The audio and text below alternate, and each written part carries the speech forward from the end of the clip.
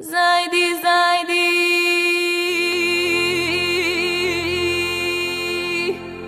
ясно слънце. Аз се казвам Любка Цветкова от Благоевград, родена на 29 година, 3 октомври. Моят дядо започна на начало, както е. След второто освобождение идва от Бистрица, от една махала, Брезово се казва, слиза тук и взима от турците, вече си селват. Там при нас, където живее, има два камъка, където за първ път са влезнали руските войски, от Баларбаш единствения път е било това.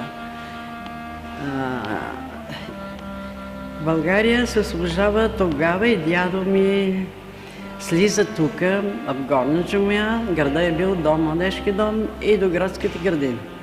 И взима от турци тай къща, дето живееме сега. Не са искали изселваци, не са искали български грошове, тогава грошове някакви пари си имало през турско. И с злато, понеже бил търговец и е купил с злато къщата. Тая улица, дето е 3 март от Волга нагоре, знаеше правата към Съдеялна. Двора ни е бил до дерето, от другата страна, но при плана не отрезват и оставаме по-малко.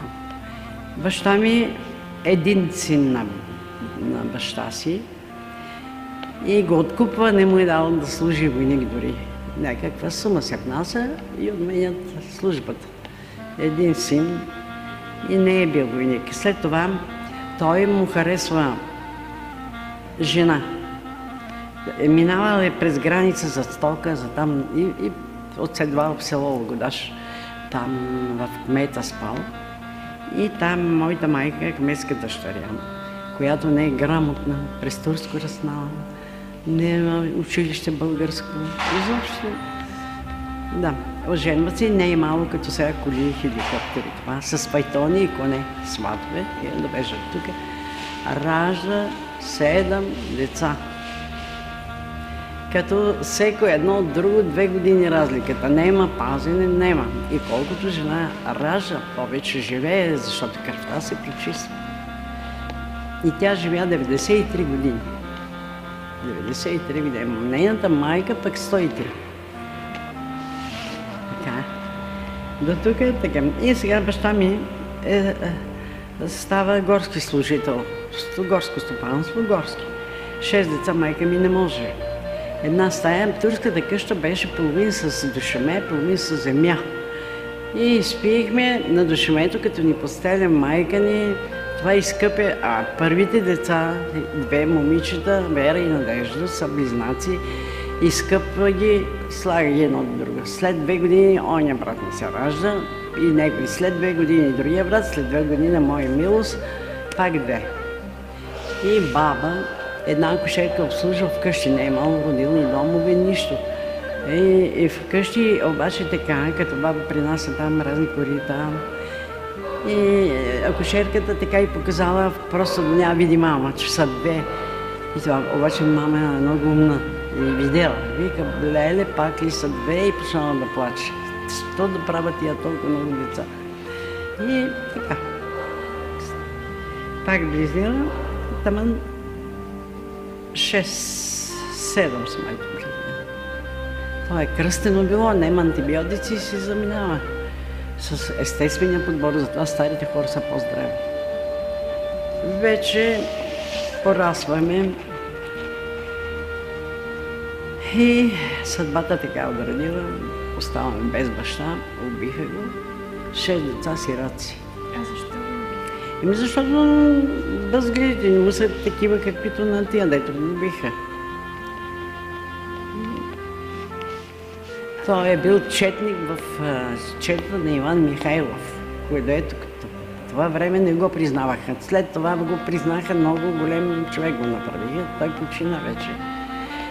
И така.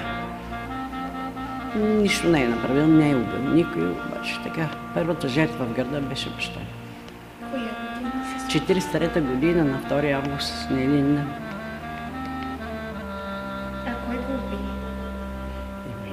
Тия нелегалните, партизаните.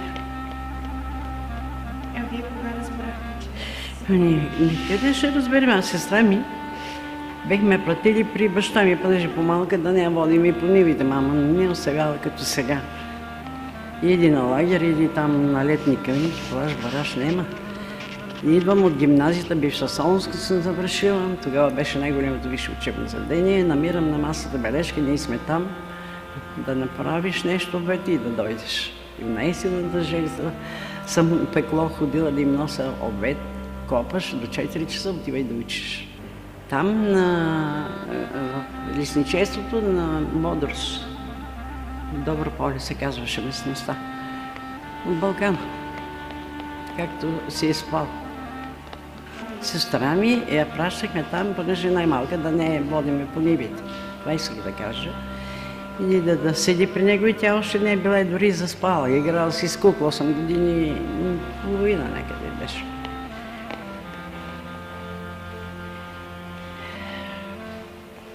Тя иска да излезне, тя блъскат. И като се вземали му оръжието и тя не знае какви са. Татко стане едни ловджи, ти взеха пушката. И тогава се събужда и те стрелят. Не го пускат детето да излезе пред него. Ние, той е убит през дена, ние сутринта си отиваме да береме тютюн.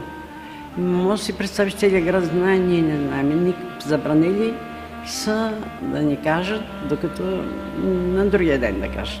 Обаче ние на другия ден отиваме да берем тютюн. Имам един Левин Петре, идва и вика, айде, стига сте брали, вече ще го докарат, а ние си берем тютюн.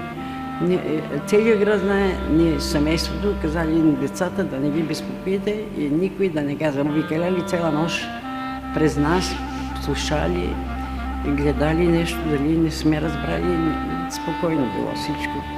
Чак сутрин да разбрахме на другия ден.